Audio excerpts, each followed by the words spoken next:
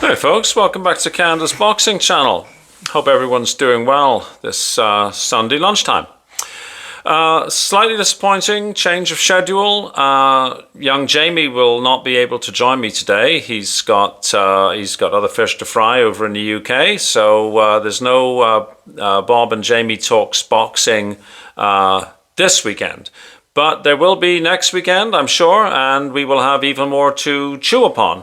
Particularly the Anthony Cacace, Lee Wood fight, and we will also have an extra week's worth of boxing to kibitz about. So I'm looking forward to that.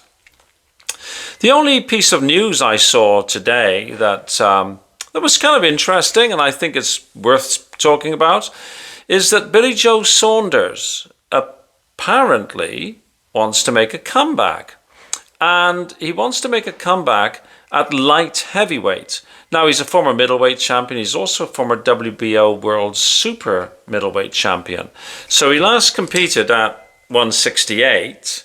And clearly now he's looking to compete again at the 175 ceiling.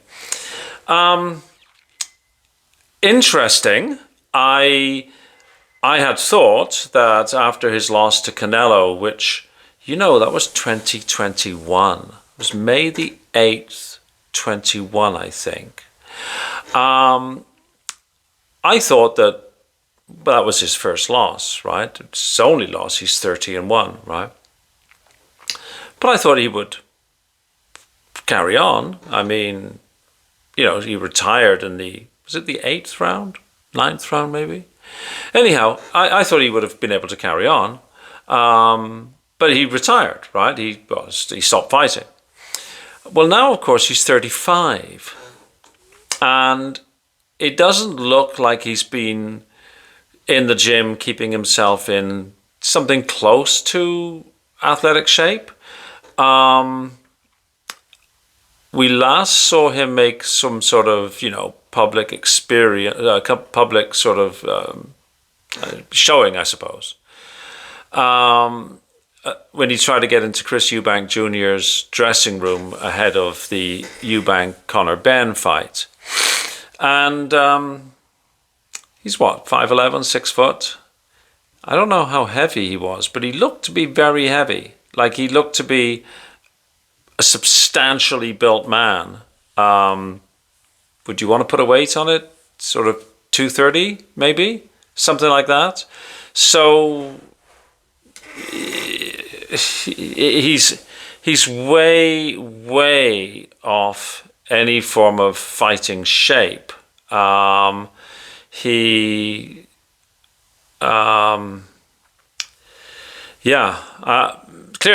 he's going to have to lose a lot of weight, right?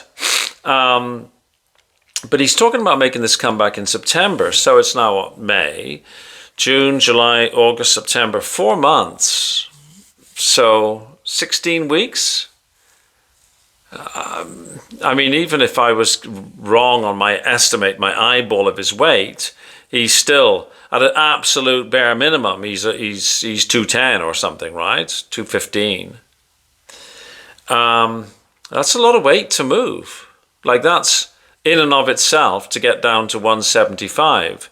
That's a lot of weight to shift. As my own goal to 195 is indicating to me, it's not easy, right? I've kind of flatlined, so less said about that, the better. Billy Joe Saunders has said his goal is to be a 3 weights world champion. To be entirely fair to him, he also said, let's get back to fighting and then see where we are. Like he said that's his goal, but I think he's a little bit pragmatic about that. It's not like there's nobody at 175. I mean, you'd be almost better off trying to compete at bridgerweight, where there's a much thinner bench. In fact, that's actually not such a bad idea, Billy Joe. I mean, for the way he was looking at the Eubank-Conor Benn fight, it was looking like he was a healthy bridgerweight already. And that would be an opportunity for him to win. But I'm sure he doesn't carry the power at that heavier weight. It'll be interesting to see what power he carries at 175, if he can get there. But then if he can get there to win a world title, you know, you've got a few fellows who would probably have something to say about that. Beterbiev, Bivol, Benavidez, Morrell, or Morel rather. Yeah, Callum Smith, Buatsi. Yeah. Yeah, interesting. Yeah, I don't know about that world championship, especially at 35. It's not like he's 25 and thinking, oh, I'll wait for these guys to age out. I suppose the obvious fight would be for him and Chris Eubank Jr. to fight. Would they fight at some sort of catch weight? Would Eubank Jr. pack on a few extra lbs and maybe go to light heavy just for the, you know, let's have a scrap with Billy Joe Saunders thing? I don't know. There's bad blood between Eubank Jr. and Billy Joe Saunders, but anyway, I would say the first and biggest problem is to try and get some of that weight off. And at 35, it's not going to be as easy as it would have been when he was in his athletic prime. Yeah, I don't know. That's what he says he wants to do. So we will see. We will see if he's in the ring in September. But yeah, I would say that he's got a fairly hard road to travel on there. Let me know what you think. Let me know in the comments.